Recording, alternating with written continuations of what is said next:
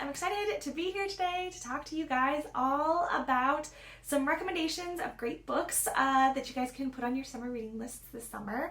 I know that some of you guys have probably been over there because the manga section, the only manga section we have in the library, is in the teen zone or the YA area. So if you like to read manga, you're probably over there a little bit. But a lot of you may not have switched over from the kids fiction section over to YA. So I brought some YA recommendations for you guys today. These ones are great for your age group, and I think you'll like all of them. I brought a couple of different types. I brought a fantasy graphic novel, I brought a historical fiction book, and then I have over here all the way to the far end, I have a nonfiction book about anti-racism that I thought people would be really interested in.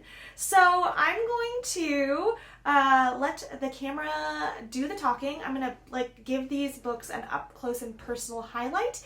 So you're going to see a little jump frame, and we're going to look at each one of these in turn. I'll tell you a little bit about them, why I love them, why I think you'll like them, and show you a little bit about what the insides look like, so then you can make a decision for yourself and get on the holds list for all of these books for this summer. I can't wait to share them with you. See you in a bit. All right, everyone. Here I've got our 3 books. I've got Spillzone, We Are Not Free, and Stamped. I'm going to start with our graphic novel first because it's probably the coolest to look at. So Spillzone by Scott Westerfeld is a dystopian graphic novel. So it's got kind of that fantasy sci-fi element, which I thought you guys might really understand or really like. It's got the zone defies understanding. 3 years ago, there was this huge accident, and Addison is completely changed. So she's just living with her brother, and she has to go into this spill zone, which is pretty cool looking. She goes into the spill zone. She's kind of like a scavenger that is trying to find things that she can sell so that her brother and her can keep living next to their town, even though it's kind of next to this nuclear disaster site.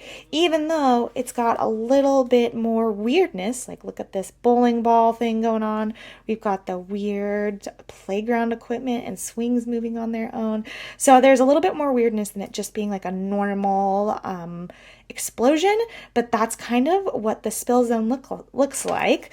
And it's just a really cool kind of story. It's got a lot of adventure. It's got a lot of different ideas going on you don't normally see in a book, and I just thought it would really fit that fantasy bill for people who really liked graphic novels. And then there's also, I know the theme this summer is Tales and Tales, and there's also some creepy animals that live in the spill zone, so some weird tales that you can check out this summer.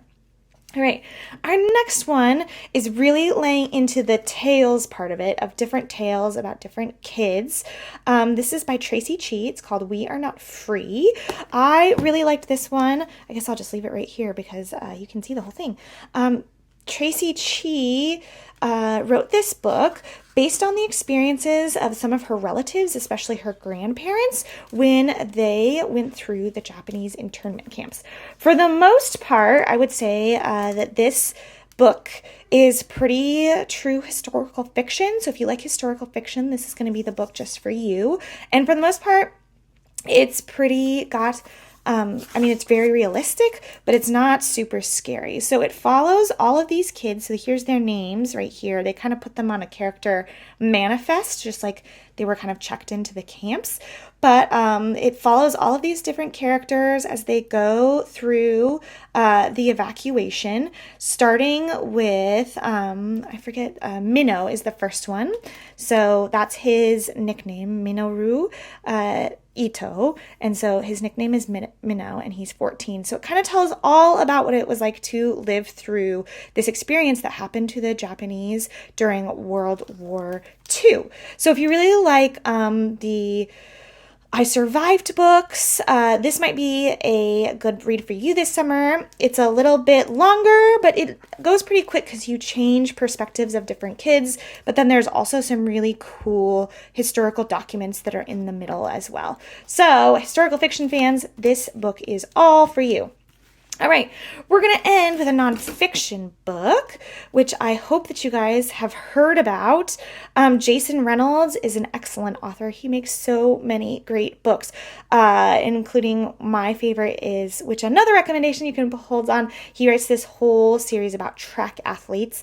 Ghost is the first one if you want to check it out.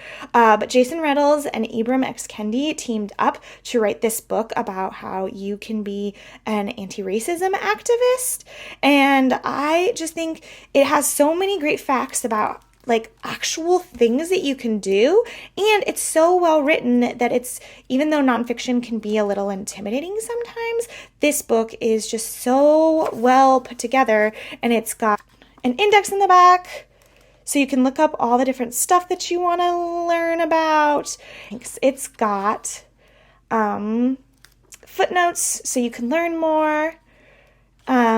It's just a really great book that gives you an idea of like what anti-racism is, how racism plays into like the way America is right now, and gives you some ideas of how you can fight back against that.